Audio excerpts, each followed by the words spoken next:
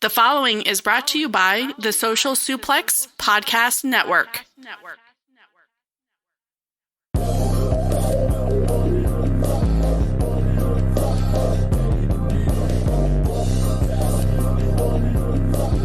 Don't you want to sound rich?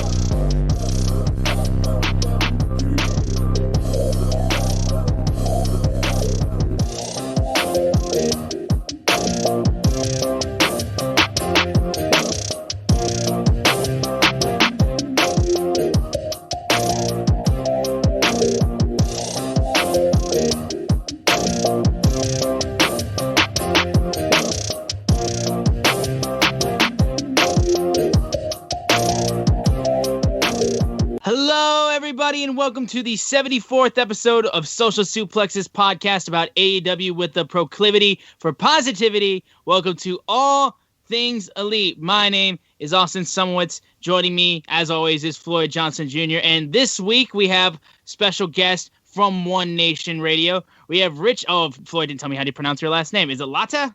Latta. Rich Latta. Yeah. Latta, okay. I just saw two T's and I had a panic attack for a slight second. But Rich, welcome to the show, man. How you doing? I'm good, man. How about you?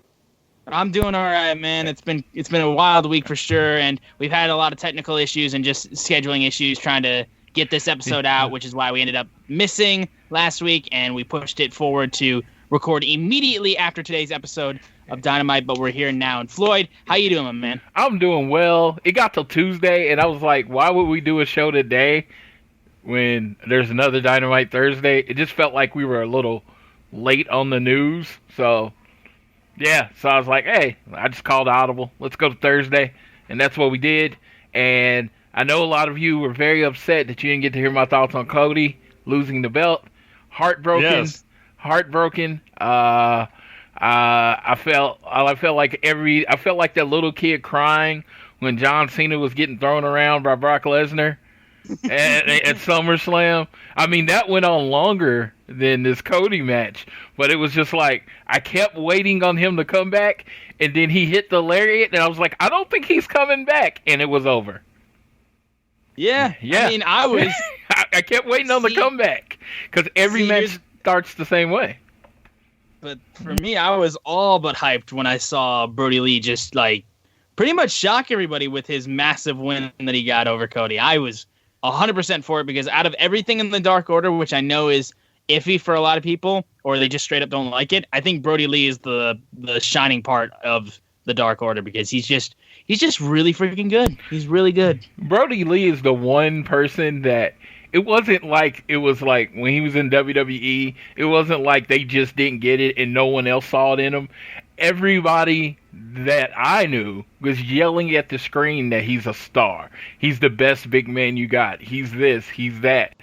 And they would just keep stopping short. They wouldn't just go all the way with him. And he went to AEW, and the only difference is they started him with a push, and then they just went all the way with it. And that's, I mean, literally, it's the only difference. It wasn't like it's like brain surgery or they presenting him in this completely unique way. They're just letting the man. They did give him a personality, though. They did give him a personality. That they did. They gave him the character and just let him talk. But it was just like they didn't do a lot except just let him be. You know what I mean? Really good wrestler, let him be that. You know, really good personality. Everybody's like telling WWE, hey, he can talk good. He doesn't have a southern accent, but he can talk. And it's just, they didn't buy it. And it's just like, I love what they've done with him. I mean, it was a heartbreaking loss, but to me, I told Rich, I told everyone, it was time.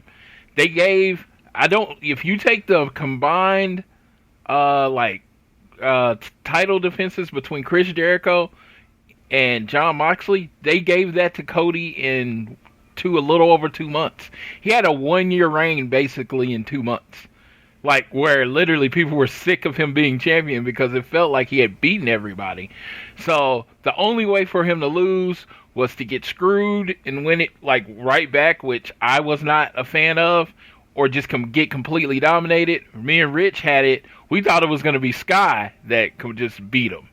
But we were 1 week off. We were 1 week off. We thought it was going to be Sky that just beat him, but it was Brody Lee that just beat him. It's great having an actual heel champion, because now you can take some of these young faces that you have and build them up to wrestle Brody Lee. So it's like, I felt like it was a necessary evil, but it was not easy to watch, like Cody just get like decimated. I mean, he didn't get one offensive move in. I mean, he was Griff Garrison. There was no mad difference between a Brody Lee and Cody match than a Brody Lee and like Griff Garrison. He just ran through him. It was just like, you just kept waiting. You kept waiting for Cody to do the drop kick to the knee or any of his other reversals that get him back in the match that he's used over the last 8 weeks. Nah, that didn't happen. It was over. And it was crazy. It was like, I don't get shocked a lot, but AEW is way better at it than everyone else. Yeah, for sure. Now, beautiful piece of business.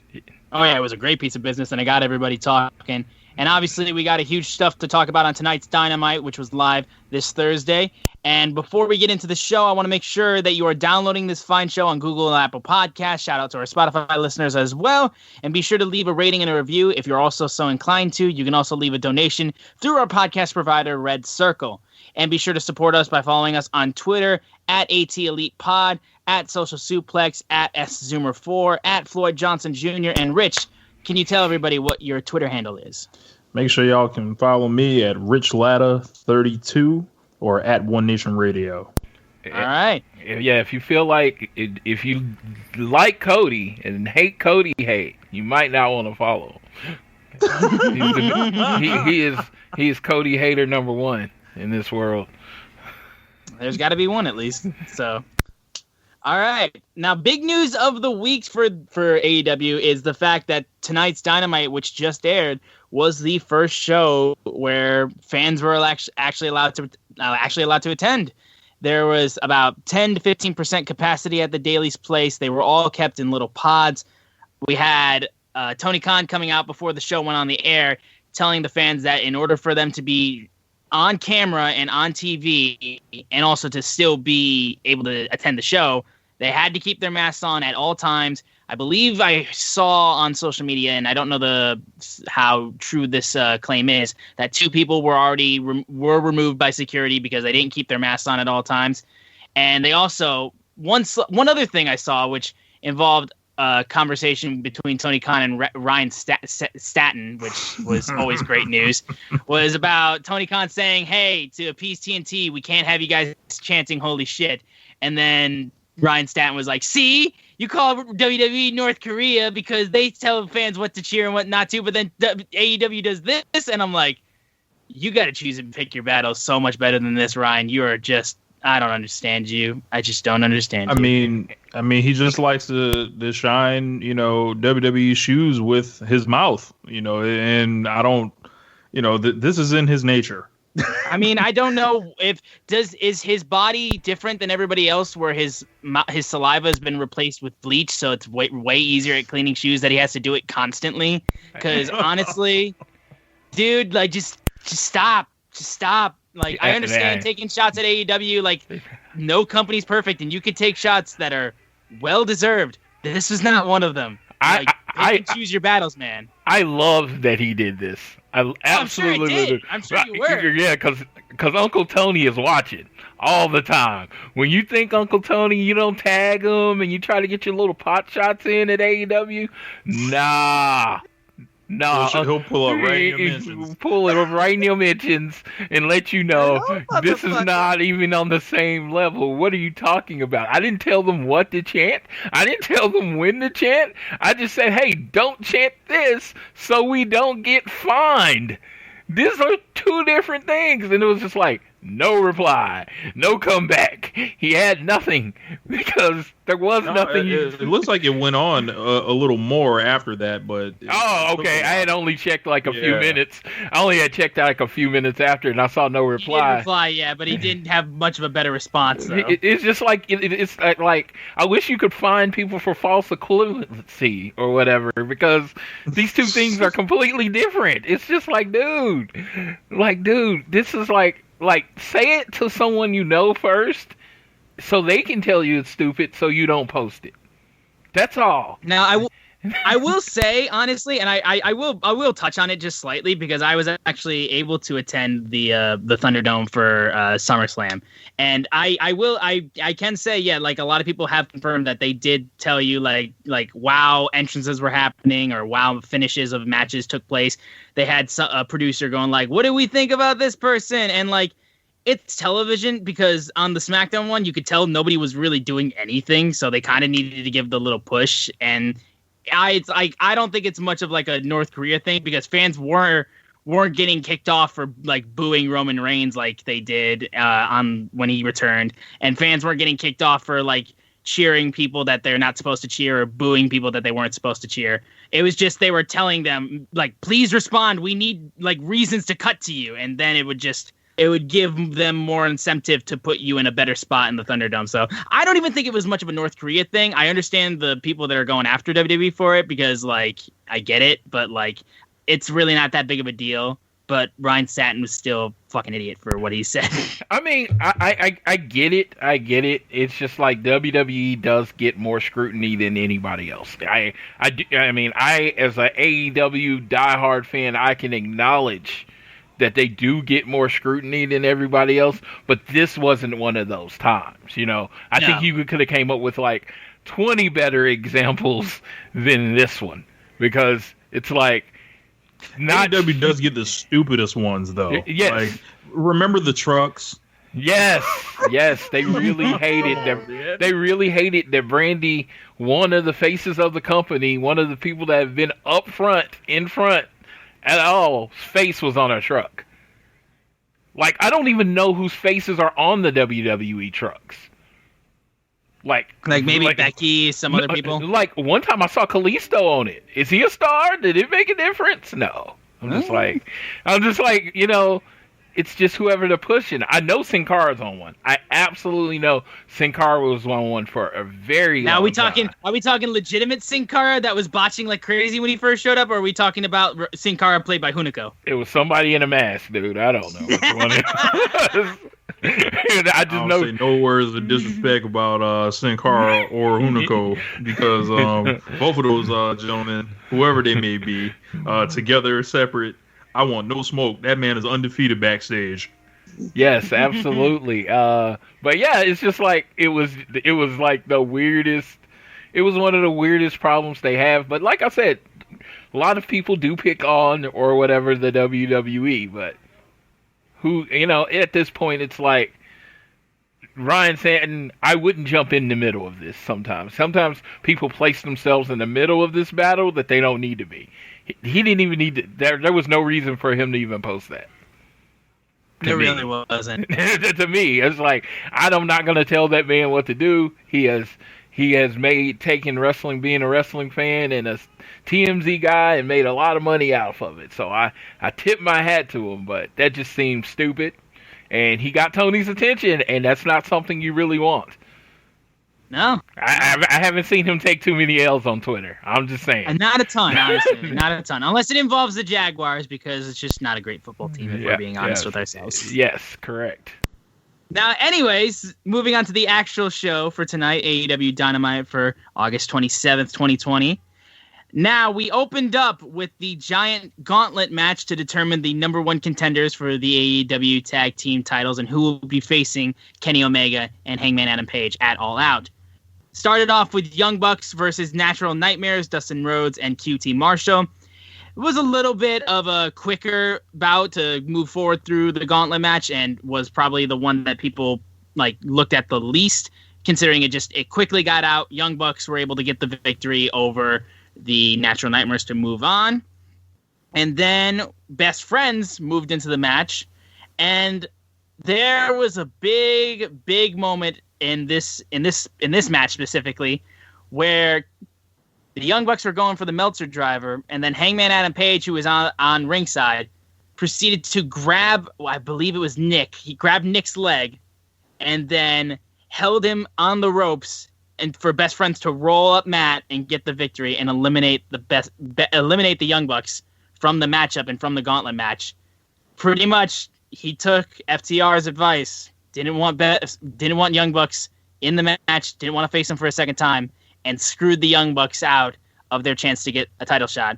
Then FTR just came in and then wiped the floor with Best Friends to win the #1 contendership. So it was a really fun gauntlet match. Obviously, the most fun was with the second and third matches because they had the most story at least involved in it, and seeing FTR is always going to be great, and FTR and Best Friends did a really, really good job in my eyes. But we'll start off with Rich, man. What did you think of this gauntlet match overall?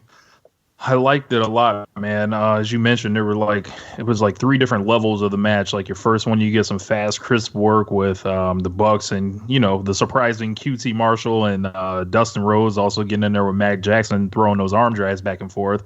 But I really enjoyed the Bucks and Best Friends because it was a real back and forth like kind of match to where I kind of lost track of time. Like, how long is it when? And I was like, man, I was like really into it. And then when Hangman came out of nowhere, like my heart sank like, oh, I can't believe this. And then, Hangman, screwed the Bucks.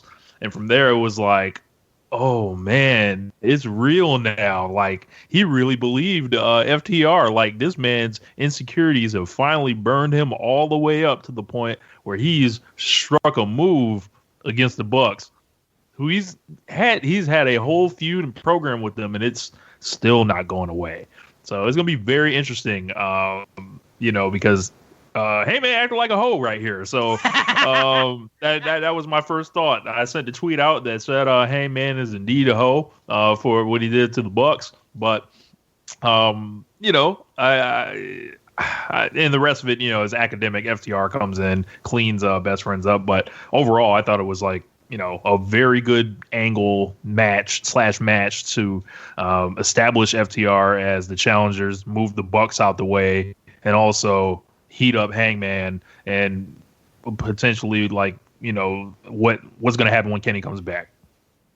So I had the exact opposite reaction. I said Hangman is the man. He made the right call. He told the Young Bucks that he was not an elite anymore. Like a man, he told them to his face he didn't like them anymore. He didn't want to be around them. So he had no loyalty to the Young Bucks. He didn't want to fight them again. Shit, they almost beat him the last time. Screw it. You do what's best for business. You do what's best for the Hangman. And he did it. He let them go. Hangman has outgrew the elite. And I love it. So he made the right decision here. But the Hangman section is overshadowing the brave actions of FTR to run through 3 other teams to get a title shot. To get a title shot that they should have rightfully just got. They were undefeated. They beat, I think, 2 of the 3 teams. So they didn't really need to be in this gauntlet match, but they fought with brave and skill and made their way through 3 other teams, knowing, you got to remember this, they are now 1-0 against the Bucks. FTR fought bravely and now are getting their rightful spot in the title match at All Out. Hangman, he made the right decision for him. And what? So we got Troll Floyd in here tonight. I see. No, you do not got Troll Floyd. What I was going to say is that, Tony, if Tully Blanchard gets sick and you need a new mouthpiece for FTR, I got you a guy right here. Yes, I'm just saying, this is me looking at the positive of this event. People looked at it the negative way that Hangman turned on the Bucks. No! Hangman established himself as his own man by severing the ties that they were trying to hold on. It was like a relationship where the girl then broke up with the dude 6 months ago, and he's still calling still calling her his girlfriend. And then he's like, "I'm breaking up with you." She's like, "I broke up with you 6 months ago. What are you talking about?" Now he just severed the tie. That's all he did. And FTR, I am just celebrating their brave and skillful victory as they tapped out best friends. Hey, no cheating necessary. There was no Tully interference. Clear, defined, number one contender. And they're just going to go run through Hangman and Kenny. That's it. That's all, man. I'm getting kind of concerned about, at the pay-per-view of a Ric Flair Sting situation with Kenny and Hangman. I wouldn't be shocked if Hangman pulled up, attacked in the earlier in the night for some reason, and then finally he gets to the ring, and then he tags in and double crosses Kenny. I wouldn't be shocked at all. It seems like there's just, because the relationship between Kenny and Hangman has already been held together by string, and with the continuing spiraling of Hangman, because we see it later in the show where the Bucks do confront Hangman, of course, at the bar, of course, nursing a shot, and then proceed to take that shot of, I'm assuming, whiskey, and throw it straight into his face and say, "You're out of the Elite. We're done with you." And then once they leave and shut the door behind them, the mirror on the door breaks, and Hangman's just staring at his reflection through the broken glass mirror. And then you can just see it's a man that's just completely broken every possible relationship with his former friends, except for one, and there's no question as to how long that one will last, because we've already seen shades of possible turning between Hangman and Kenny. So, I'm telling you, man, I'm so excited for All Out for this matchup. Again, the Young Bucks going heel again. Wasted liquor will not be tolerated. My God. Come on, dude. Wasting a perfectly good drink. It was a shot glass full, bro. I love how Nick Jackson was like, "I called you a jobber once, but that was only once. I called you a jobber, but now you're acting like a jobber." Yeah, now you're really being one. Yeah, the Jobber World Champion. Tell you, the Bucks should just take revenge. Just start booking them to lose. How about that? Like EVP, remember? Just go the full.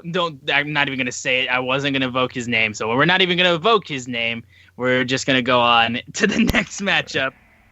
We have Lance Archer killing Sean Maluta very quickly, and then Jake the Snake Roberts comes out and cuts a promo for Lance Archer because the Casino Battle Royal is back and will be taking place at All Out.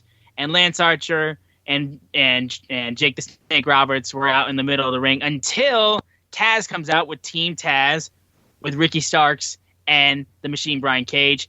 Little scuffle begins to form between Team Taz and Jake the Snake and Lance Archer. But then Darby Allin comes out skating into the Daily's place, just bolts into the ring and destroys Ricky Starks. And then they're continuing back and forth between Lance Archer and Brian Cage as we tease towards the Casino Battle Royal. Overall, I felt like this was a fine segment. It was a squash match. Not much we could really talk about with that, but I'm very excited for the fact that the Casino Battle Royal is back. We obviously didn't get it at Double or Nothing, so it's very good to see that at All Out we will be getting the Casino Battle Royal winner, getting a shot at the AEW World title. Now, Rich, on this segment, your thoughts? Yeah, so Sean Maluta, a man who once took Kota Ibushi to the absolute limit in the Cruiserweight Classic. Felt like I hadn't seen him since. Maybe he wasn't involved. Absolutely destroyed by Lance Archer, so I don't know what that tells you. But yeah, love seeing the Casino Battle Royal come back because quietly the AEW roster has expanded, and it's going to be, they have established on their pay-per-views, they're not going to have 13 or 14 matches on the card just to get, someone a 2-minute match or anything like that. So this is an opportunity to throw a lot of guys in there that might not have a lot going on elsewhere on.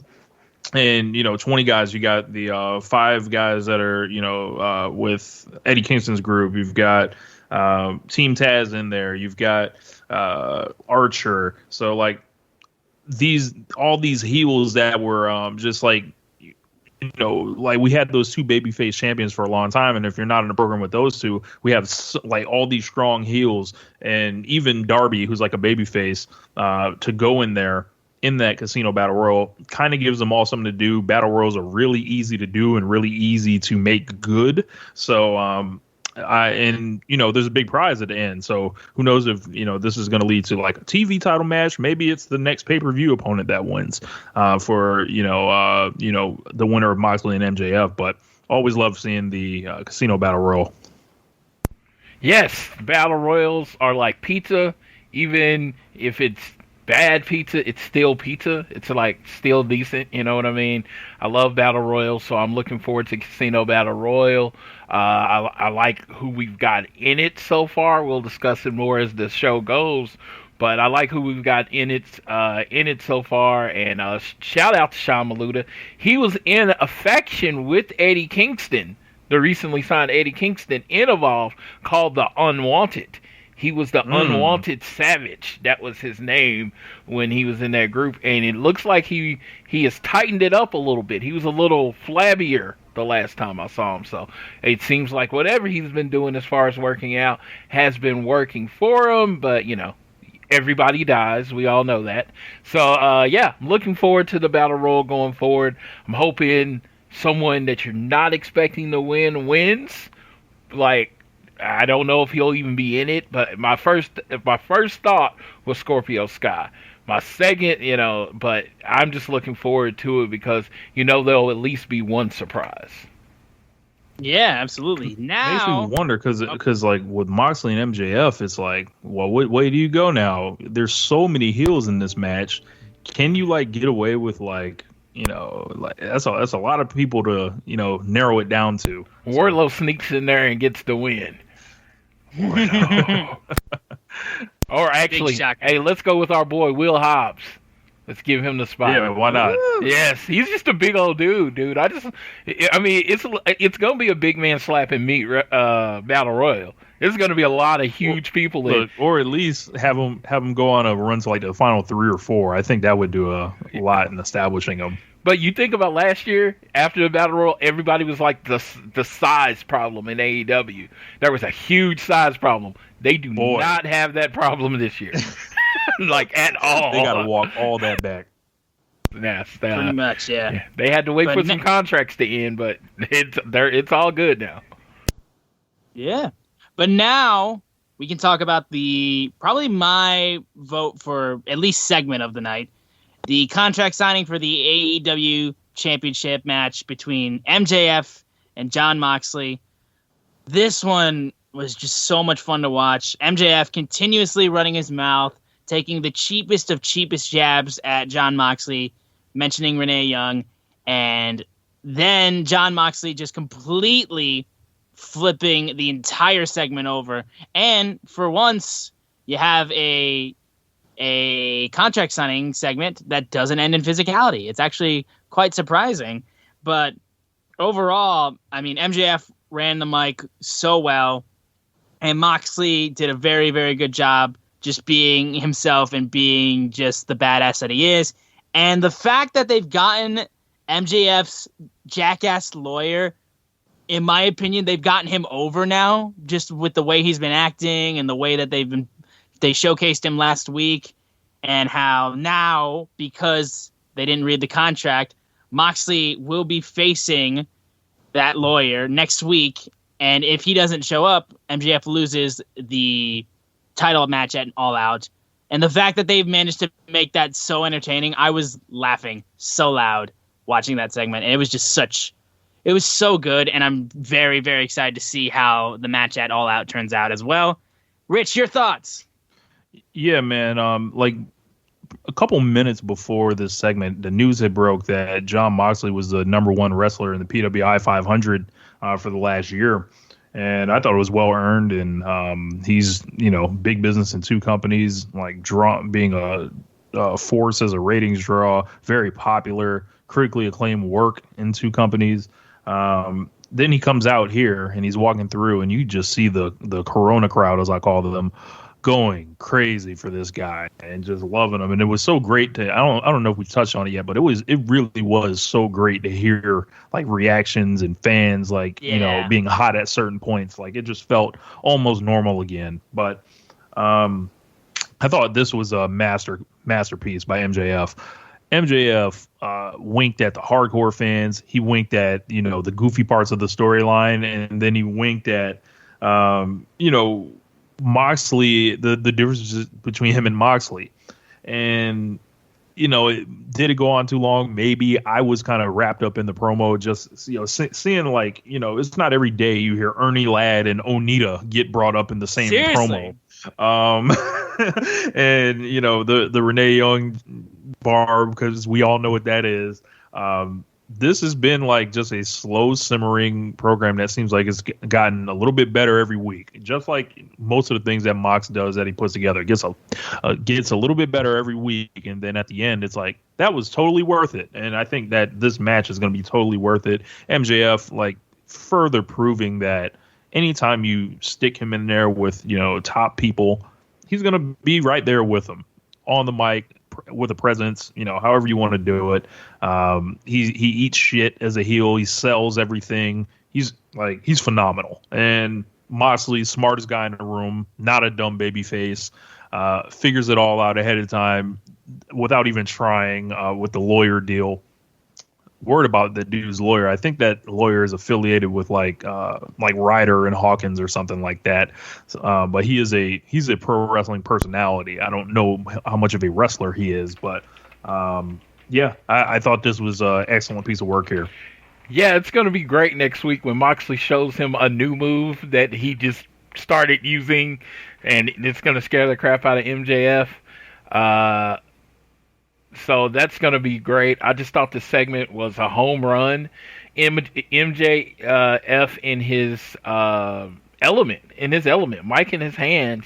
If it's not really a thing like it used to be, but he can talk people into the building. He can make you hate him on that visceral, you know, like core level. Even though you're respecting what he's doing, you can't wait for him to get dropped on his head. So I appreciate that. And then Mox, I never got Mox. Yeah, I never got him in the WWE. I'll be really, really honest. I never got him in the WWE. Then he kind of said his like favorite character of all time is like John McClane, and then you're watching him act, and he has that little twitch, and he's reacting, but he's not reacting all the way to everything he said until he said something about his wife. Oh my God, that was like perfect. Yeah, that was perfect. That's the one time he got a rise on him. Even the comeback when he talked about his hairline, and he said, you know, you'll get there too, kid. You just got to go through puberty. Perfect comeback. It was just like, he is cool. There's not a lot that's cool in wrestling. Mox is cool. Everything he does, every reaction he does is cool. So it's like, if MJF beats him, it's gonna break some people's hearts. I am looking, like I said, it got me looking forward to next week's match, which is a nothing match with MJF's lawyer. That, you know, and even when he didn't play the all the way stupid face, he had a card up his sleeve. Well, he doesn't wear sleeves, but he had a card up there, and he took advantage of MJF's overconfidence, and that was awesome. Yeah, the segment just really hit on everything, and like I said, the way that this feud has grown more and more with MJF, with his "We Deserve Better" promos that he was doing, and the whole campaign he ran on, leading up to when Moxley actually did confront MJF and beat the shit out of him, combining over to then MJF just going and just playing victimhood and then injuring him, wearing the neck brace, telling Moxley he can't use the paradigm shift. I've just loved like the little small journey that this feud has taken us on, and it like just either outcome, honestly, for this match at All Out, I'm completely fine with, because imagine just the amount of heel heat. I would want to wait, honestly, until you could get a lot of fans back into the building, because the heat that he could get as the AEW World Champion would be unreal. But at the same time, I'm completely good with Moxley winning this match too. So I'm just excited overall just to see how it turns out. I trust MJF as a wrestler and a talker, and like I've said it a couple of times on different shows, but literally everything with MJF has been sped up. Like they rushed a turn with Cody. They had him beat Cody quick. They did the dissension stuff with Wardlow early on. Like they're telling you every step of the way, this guy, he's been ultimately protected the whole time. He's here now. He's arrived, and if it's his time, it's going to make sense, and we're going to look back on it one day like, yeah, that totally should have happened. This is how you build a star from the ground up. From that first match at All In with Matt Cross till now. They've literally brick by brick built MJF up to what he is now. Yeah, totally. Now, I want to get your thoughts on this because this match was announced last week and we weren't able to talk about it, but we did get a little video segment talking about this match, and they had a small video package including of them signing the contract. For All Out, we have the AEW Women's Championship on the line. Hikaru Shida defending it against the NWA Women's Champion, Thunder Rosa. Now, the moment I saw Thunder Rosa and I saw the NWA Women's title appear last week, I was like, oh shit, now there's a real matchup, I think, for the women's title, because this is something different. And seeing AEW work with NWA and NWA Power made me very, very happy. So I wanted to get your guys' thoughts on this matchup since it was announced last week. Thoughts on Thunder Rosa and Hikaru Shida? Yeah, Thunder Rosa and Hikaru Shida should be an excellent match. Thunder Rosa carries a long reputation. I've seen Thunder Rosa's work in person for many years. Back when she was relatively just getting started, and she's grown leaps and bounds. And putting her in there with Shida is going to be an excellent match. I love how the video package was done. Everything felt serious. Felt like this is one of the more high-profile women's matches that have already, ever been established in the promotion. I believe Sheeta looked great. She had the kimono on, and Thunder Rosa showed up with the dress and the paint on. I thought that was a good touch. And I wish it was title for title, but maybe there's, I don't think they want to tie up both belts. I think this is, they may have to explain something, why she gets to jump the line. I know Sheeta did that open challenge, said whoever wants it. I guess you can say, it was a whoever wants it thing so she can show up and accept. There may be people that demand more on the storytelling end, but for me, it got over really easy with this, 2-minute video package. You knew where both these women came from. You got to see them in their element. You got to see their style in the ring and out of the ring. And you got to feel like both of the belts were kind of important, where, Thunder Rosa touched the belt and she was like, hey, don't be doing none of that. This is mine. So, and you got to fight me essentially for this. So I was hyped, when I saw it. I think the women's division needed an injection, of excitement. I thought the tag team tournament did a little bit for the women's division as far as building up the excitement and making matches that count and mattered. But you want to talk about bringing in a champion from another company to wrestle your current champion. You want to talk about heating up a division, making a match that counts. Thunder Rosa was one of the names on the independent scene. When they were asking about women that they wanted to bring in, I saw a lot of people say Thunder Rosa. I think a few people picked Thunder Rosa to challenge Cody when they were doing the opening challenge. So it's just she's a name that's out there that a lot of people know, especially in my area, the Texas-Oklahoma area. It seems like any big show she works. I'm actually going to see her at a show this weekend. So she's very busy, and she's a consummate professional, very talented in ring.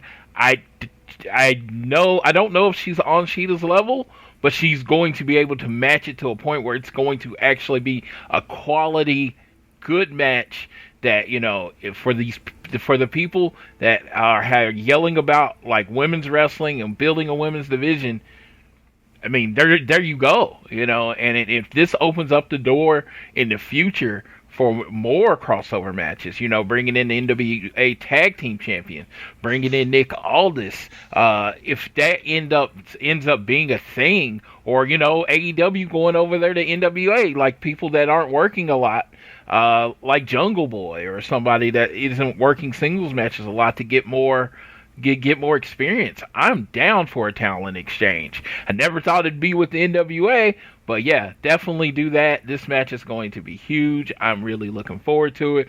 Honestly, I just think if you want to give it some teeth, and make people wonder, Thunder Rosa does have to go over, though. Yeah, I was gonna say that would just be the hugest moment, I think, out of it all. Because no one thinks she's gonna win. Immediately when they announced it, I was like, oh, okay. They brought in Thunder Rosa to eat a loss to Sheeta. Come on, Thunder Rosa pulls it off and takes the belt with her back to NWA. You have the whole internet, the wrestling community talking about that. Yep, that's you're all. totally right. That's literally all it takes. Also, Tony Khan, if he wants to take it that way, be like, yeah, man, my women's champion lost the belt. Guess we can't put him on the show. Yes. I'm kidding. Yeah, either way, though, match is going to be great. Now, going into the next match that we had on Dynamite, it was the Lucha Bros and Butcher and the Blade teaming up in a 8-man tag match, with Eddie Kingston on ringside, facing Joey Janela, Sonny Kiss, Brian Pillman Jr., and Griff Garrison.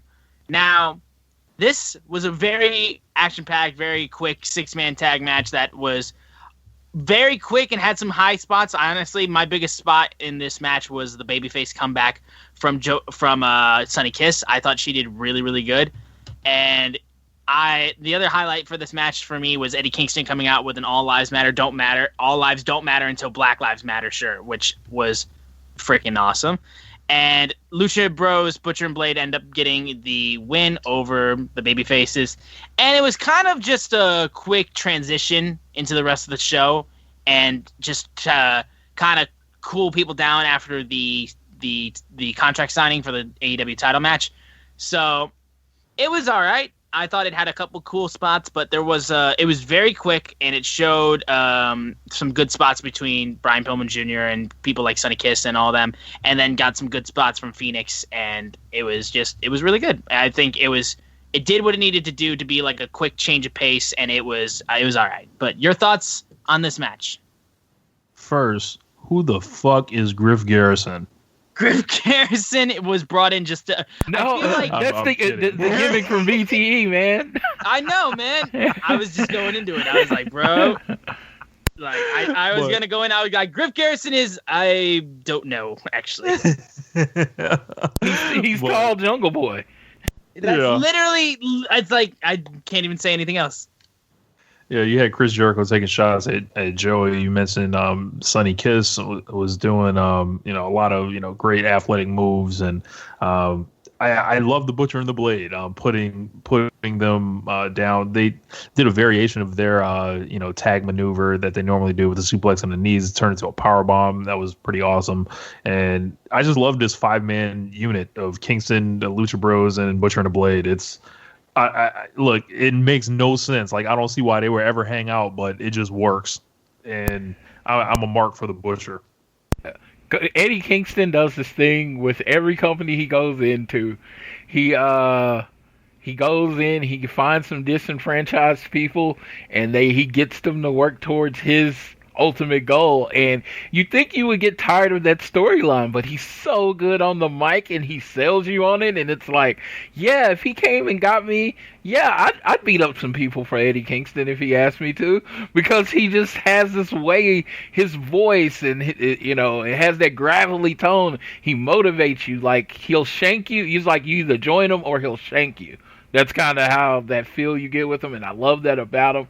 So I love that Eddie Kingston it came in and brought these 4 guys that weren't doing a lot, and he's giving them a purpose, and then all 5 of them are in the Casino Battle Royal, and he's like, one of us is going to win. The one he wants to win, him.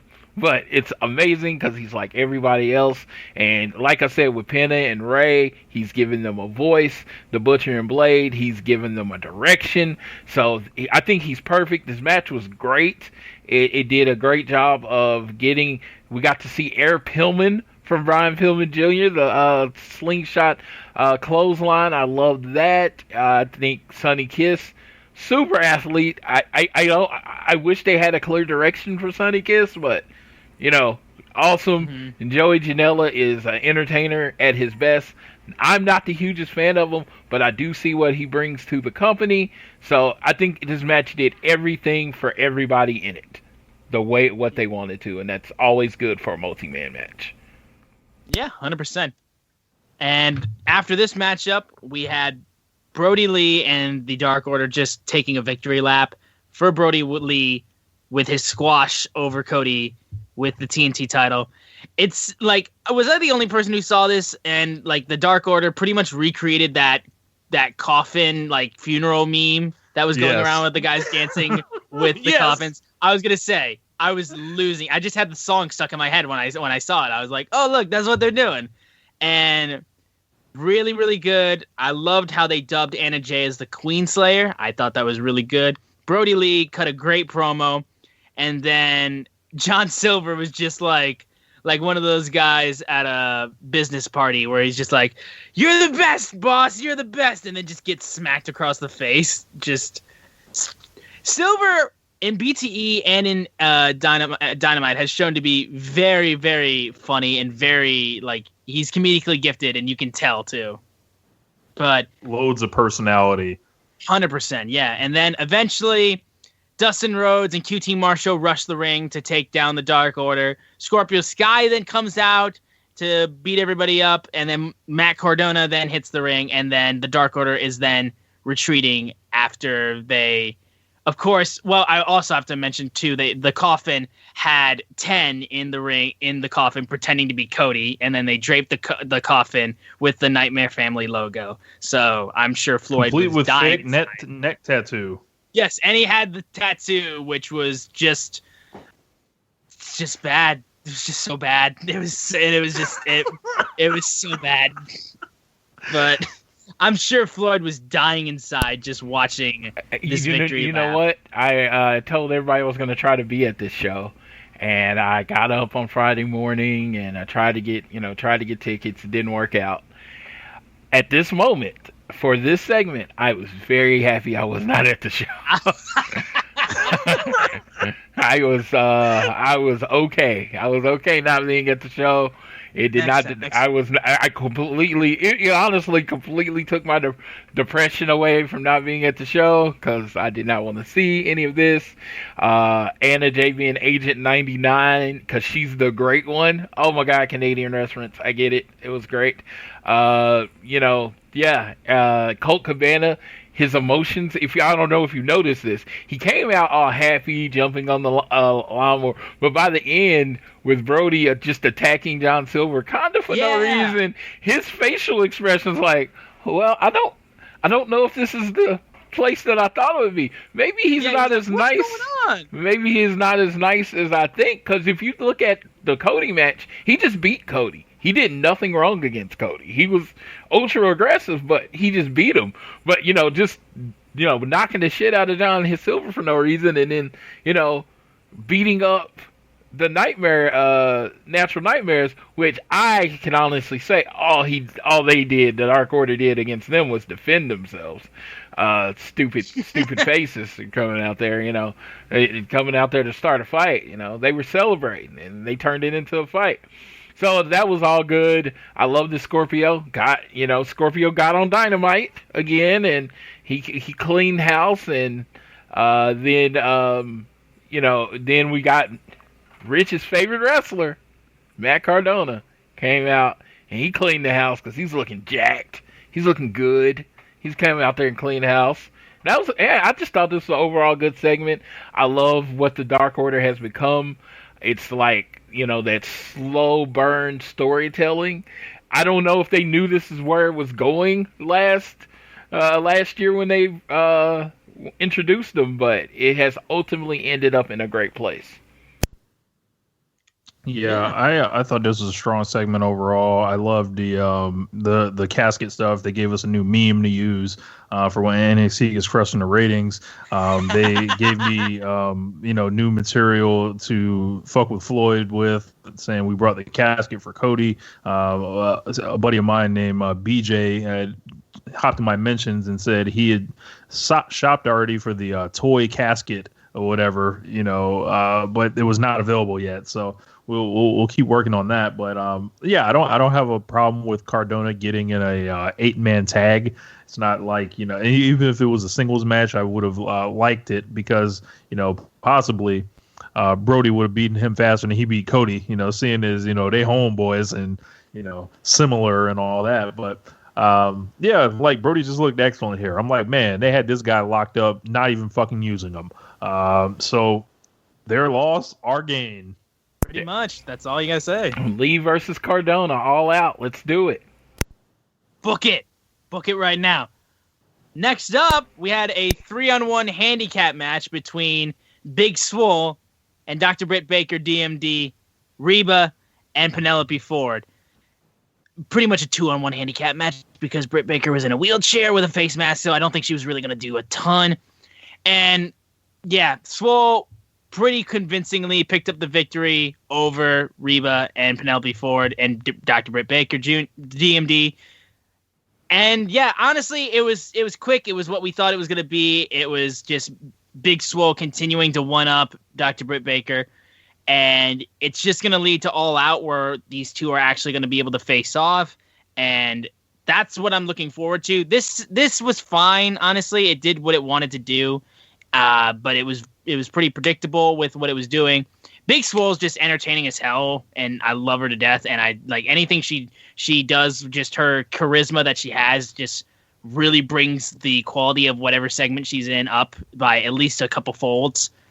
But this is okay. Honestly, it was just kind of just a quick little palate cleanser before we got to the main event, and just one last sort of build before All Out. Unless they have another segment next week. But it was fine, honestly. There's not a ton to really talk about. Do you guys have anything you want to say on this matchup? There wasn't really much. I like that they didn't let Swole actually get to Britt yet. Like she, kind of stumbled on a banana on, the tailpipe victory here. But you mentioned it. Swole has tons of charisma and personality. This didn't need to be super long or anything, but really didn't, it was a point to get to where you want to go. I'm interested to see what stipulation, Big Swole is going to, do here. Yeah, this was their, some people didn't like this segment. If you watching Twitter, where they were talking about it not being the greatest segment ever, I thought it did what it was supposed to do. I hate saying that because it's kind of lazy and almost a cop-out, but it is. That's what it did. It was a segment that did what it was supposed to do. It was supposed to add some intrigue to Swole and Britt Baker, and because this match is going to be on All Out, and it's not for a title, you got to dress it up a little bit. You got to add a stipulation. I don't know what it's going to be. I don't know. I definitely don't know what it's going to be. I think might have something to do with Swole wrestling with one leg or something like that. But I just can't wait. I love when they let Swole just be her, and that's great. And Britt's reactions to everything that was happening. This wasn't a catch as catch can classic or anything like that, but I don't think it was supposed to be. It was supposed to be funny. There was supposed to be a little humor going on with the wrestling, and we got our 5 minutes of women's wrestling, right, Rich? Pretty much. Every week, baby. Every week. But then we got the main event, the tables match between Sammy Guevara, the Spanish God, and Matt Hardy. And I gotta be honest, this felt kind of rushed in my eyes, considering how this feud has been building for a few weeks and nearly a month, I would say. And this was the big payoff match, the tables match. These guys have been busting each other open and taking big shots at each other. And they kind of had little time to really do a lot. I mean, it was very action-packed. These guys beat the shit out of each other. But It was very quick. Sammy Guevara got the victory with a superplex off the table, off the top rope, it through a table with also a chair underneath it. And then immediately after that, we had Orange Cassidy coming out of nowhere, jumping Chris Jericho at the announce table, and then brawling as the show went off the air. And, like, the match itself was fine, but it just felt really rushed. Like, they were just short for time. And it kind of, like, I was expecting a little bit more out of this matchup, considering that it was a tables match and considering that these guys have had a lot of just big spots of just busting each other open and beating the hell out of each other, that I was expecting it to go longer, but they got cut for time. But it like just kind of just kept cut short for time. And it just kind of, I wanted more from it personally, but that's just me. Your guys' thoughts. Yeah, I did get that same vibe. Like, maybe this was a situation to where they realized they didn't have head-to-head competition. It seems like they did something different, like with the layout of the show. Like, it didn't feel like the normal, like, caliber main event that would normally be in the spot. And with them getting the match in the ring at 9:48, I was like, something's a little off, but I actually think it kind of added to the urgency of the match. They established Sammy Guevara as a tough guy. I think, his head got busted open, and it did not look like a blade job because I don't think you blade on the side of your head.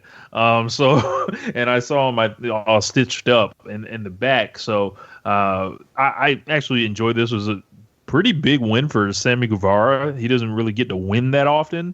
I thought this had a chance at getting to the pay-per-view, but it did not, unfortunately. And, with this one being, a no competition show, it's a good spot to put Sammy Guevara in and see, what he can do. And he's in there with Matt Hardy, who brings a large segment of the audience, like, his own fans on.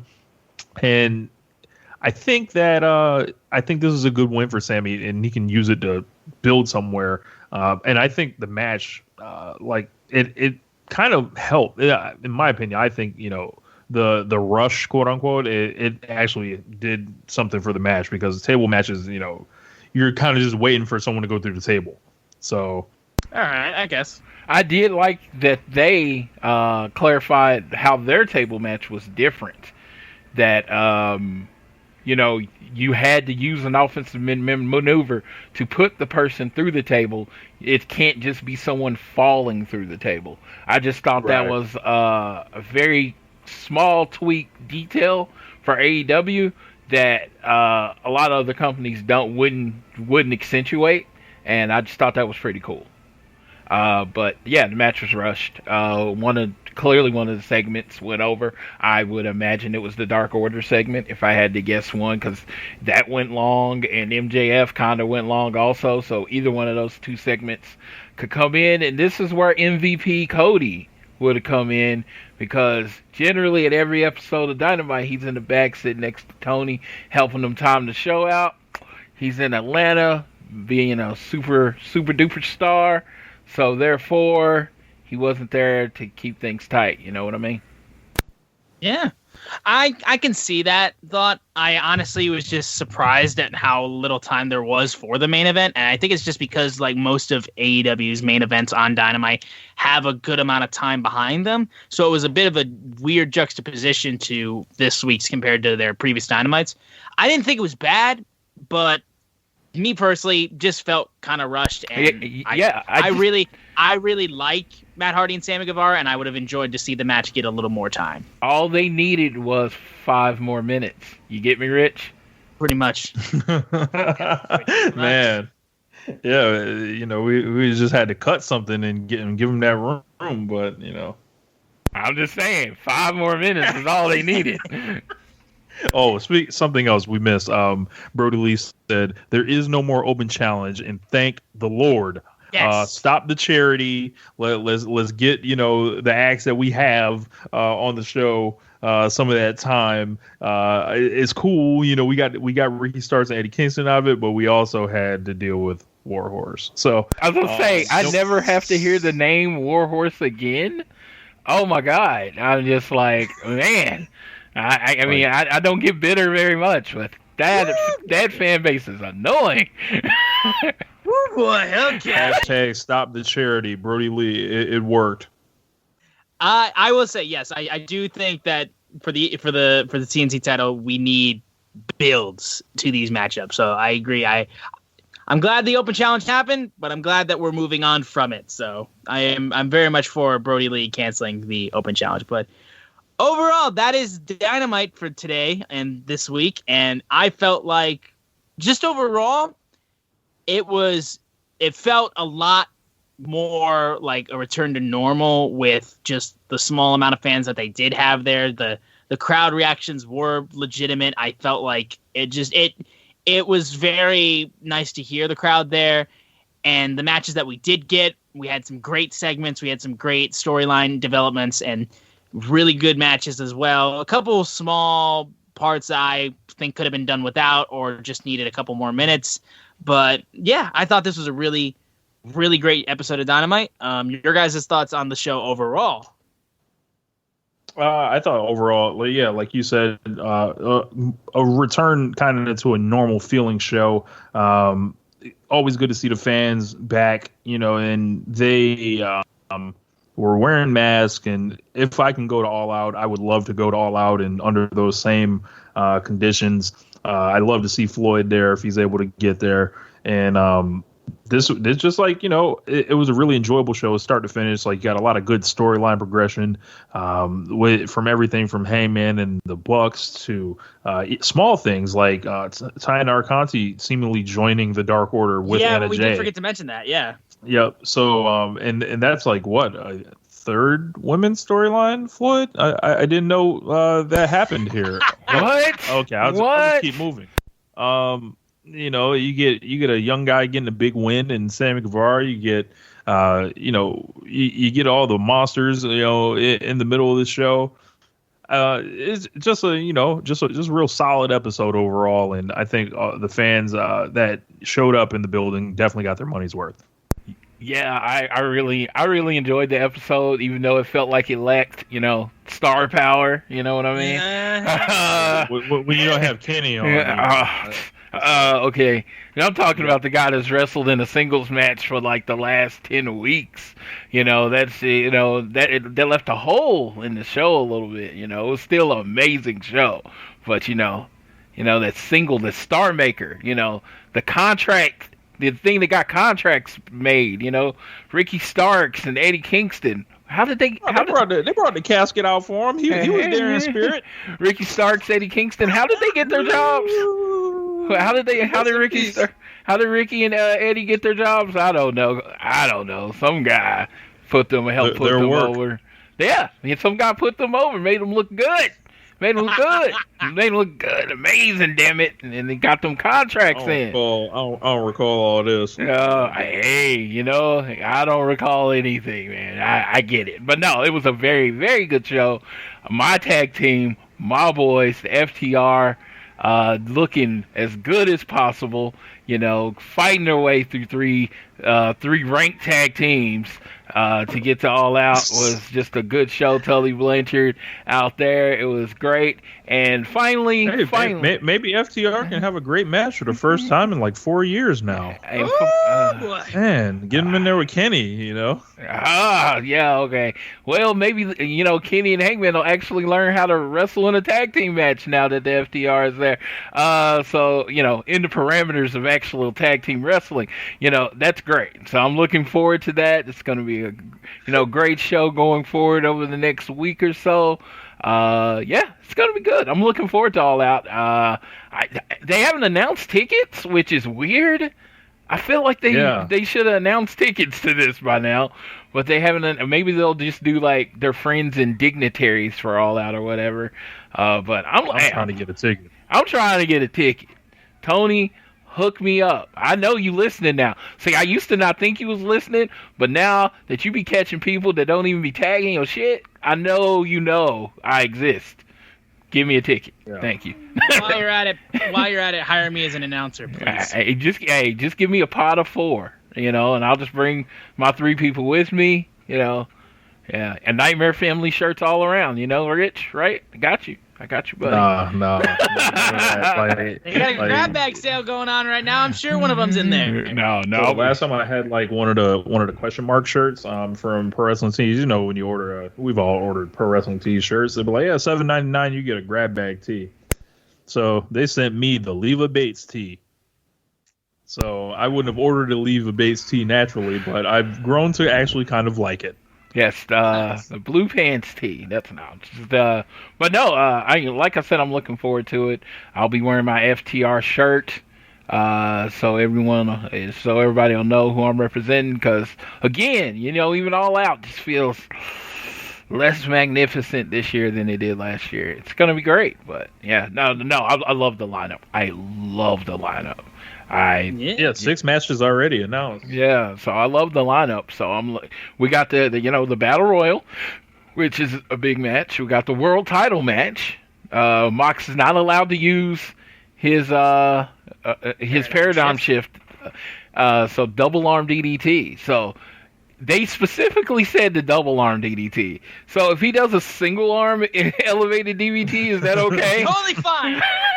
Totally different. It's totally different move. So I just thought that was hilarious. I'm just like, you think they just Mox banned has it? the choke. He's also got like another thing I think he finishes people with too. Yeah, and put Cage in that sick arm bar. It's like, right. So Mike can finish you off different ways. Looking forward to it. Britt and Swole probably. If you look at the AEW, it's the biggest women's feud that they've had. The longest going, It's been going on a long time. Yeah, biggest women feud that they've had. So I will hope that if the match matches the feud, oh, that's great. Title versus title. I know both titles aren't on the line, but champion versus champion. NWA versus NWA, and then I think was the 4-on-4 with the Dark Order next week. Or is that... No, it's on the pay-per-view. It's on the pay-per-view. That's what I thought. I thought it had not defending the belt on the pay-per-view. Yeah, I thought it had an all-out graphic, which to me makes perfect sense. The TNT title should be defended on TNT. Yeah. Yeah, if if it's considered to be your TV title, then yeah. Yeah, it should be on TV. That's a strong gimmick for it. But yeah, Scorpio made... pay-per-view, so I'm down for that. I think the show's going to be amazing. I would love to be in attendance, but if I'm not, I plan on fully being involved in a Zoom call or something where everybody can see the tear rolling down my cheek as Hangman once again makes the right decision and FTR becomes your new AEW World Tag Team Champions. Thank you. All right. Well, I'm sure the match will be great. Yeah, it'll be an amazing match. Amazing match. Now we're going to real quickly go into the preview for next week's Dynamite, which will be on Wednesday again. It'll be on September 2nd. And before we do that, I want to let you know that support for All Things Elite is brought to you by Manscaped, who is the best in men's below-the-belt grooming. Manscaped offers precision-engineered tools for your family jewels. They obsess over their technology developments to provide you with the best tools for your grooming experience. And if you use the code SUPLEX, you can get 20% off and free shipping. So Floyd, I'm sure, can tell you even more about Manscaped. So for several weeks, we've been putting over Manscaped. They're great to us, great sponsors to the social shows on Social Suplex. I've been telling you about the Lawnmower 3.0 and how great it is. Well, now we at Social Suplex are going to put our money where our mouth is. We think the product from Manscaped is so good. If you go to manscaped.com and use our code SUPLEX to get 20% off and free shipping, you email that to, what is it? Is it social? What is the email address, Rich? Is it Jeremy or is it the Suplex generic email? I'm sorry. I am pulling up the information now. I believe it is socialsuplex@gmail.com. Yes. Email socialsuplex@gmail.com with your proof of purchase. We are giving the first 5 people that email that proof of purchase all out for free. All those big matches we just talked about. Yeah, for free. So all you have to do is go to Manscaped, do this. You get all of the stuff that they send out in a package if you get the package, and then you get All Out for free. But the thing is, you got to hurry up. This is time sensitive. It's only the first 5 people we're doing this for. We really appreciate you listening to all our shows. But yes, do that. Go to Manscaped. Do that. Send it in to socialsuplex@gmail.com, and we'll get you hooked up with the show. All right. Thanks again to Manscaped for sponsoring this podcast. Now into the preview for next week's Dynamite. The 3 matches that they announced on Dynamite this week that will be taking place next week was Chris Jericho taking on Joey Janela. We also have Young Bucks and Jurassic Express teaming to face SCU in Private Party, and whichever group of teams wins next week, they will be facing off for a chance to be the number 1 contenders for the AEW Tag Team titles at All Out. Then we have Best Friends taking on Proud and Powerful, Santana and Ortiz. And those were the 3 matches that were announced on the show. We're recording this immediately after the show aired, so more matches I'm sure will be announced as the days go on. But with these 3 matches that we have going into the preview, thoughts on them? I know Floyd isn't the biggest Joey Janela fan, so I'm sure he's hoping Jericho just demolishes Joey. Spinning elbow to the face. That's all it takes. You just need one. But overall, thoughts on the preview that we have for next week on Dynamite? Very interested to see Joe Janela and Chris Jericho coming from 2 different worlds. Seemingly Jericho everywhere from, the last 30 years against, one of the bigger indie stars of the last 5 years. Always good seeing when AEW was founded. That was one thing that attracted me to the promotion, was seeing these guys that have been in these different areas, interacting and crossing over. You never think you're going to see Joey Janela and Chris Jericho, but here it is. And it makes just seeing their personalities and, the stuff they're into. Very interesting match.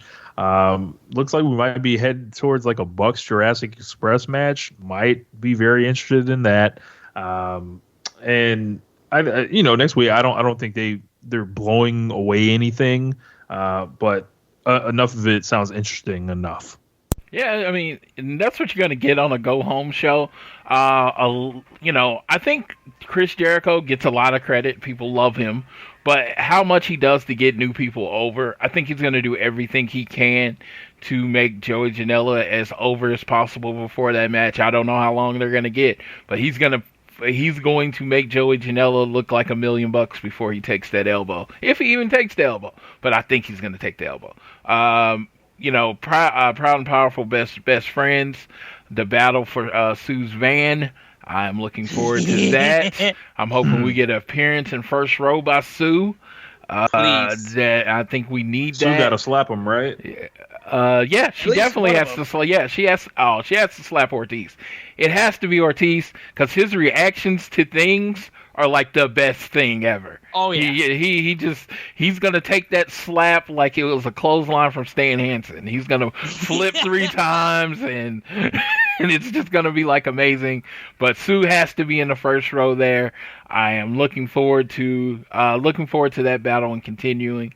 I just think next week is gonna be a really good show. Back to Wednesday nights for all you people that are not aware. It will be back on Wednesday next week. Not going up against anybody because NXT is on Tuesday. So I am really looking forward to the show next week.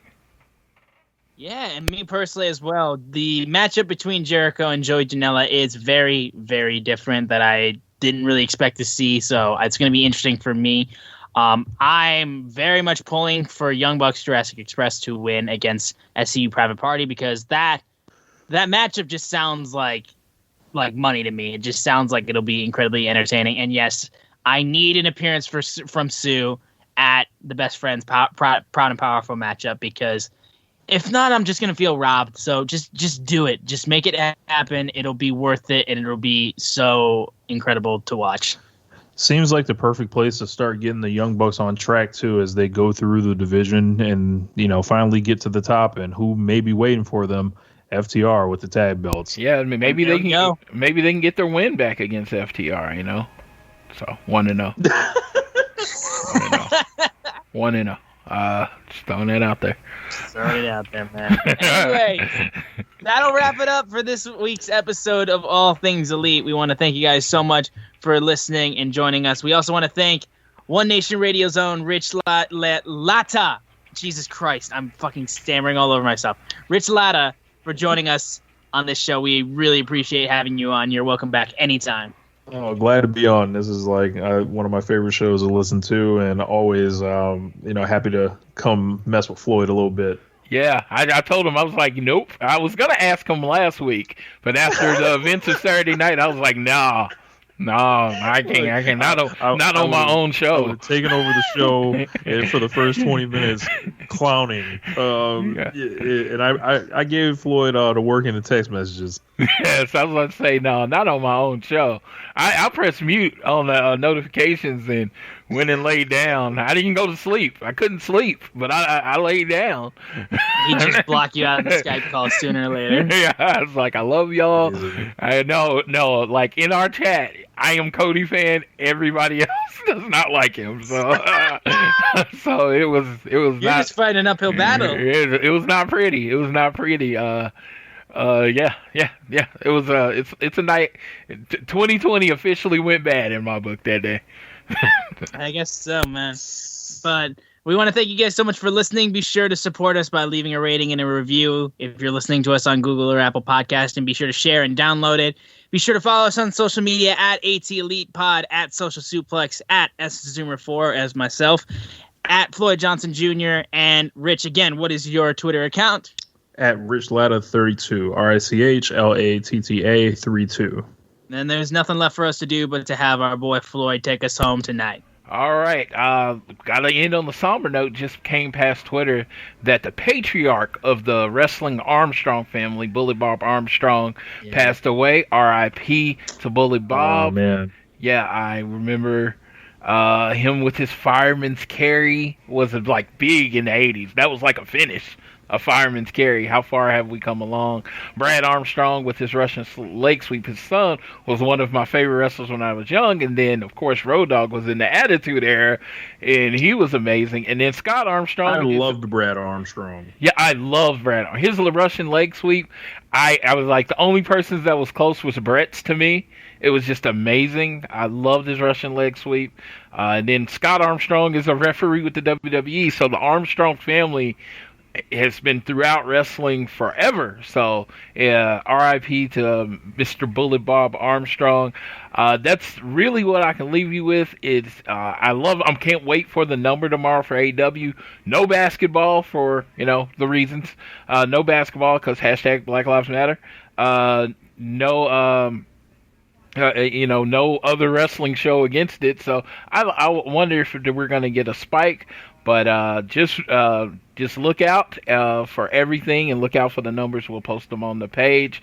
All Out giveaway, I always do. So at some point this weekend, I'll be posting it. Like, retweet, share. You're entered. You know how it goes. You got to be following us. You'll win it on whatever. But do the Manscaped thing, and there is no contest. You just win. You do the Manscaped thing, you just win.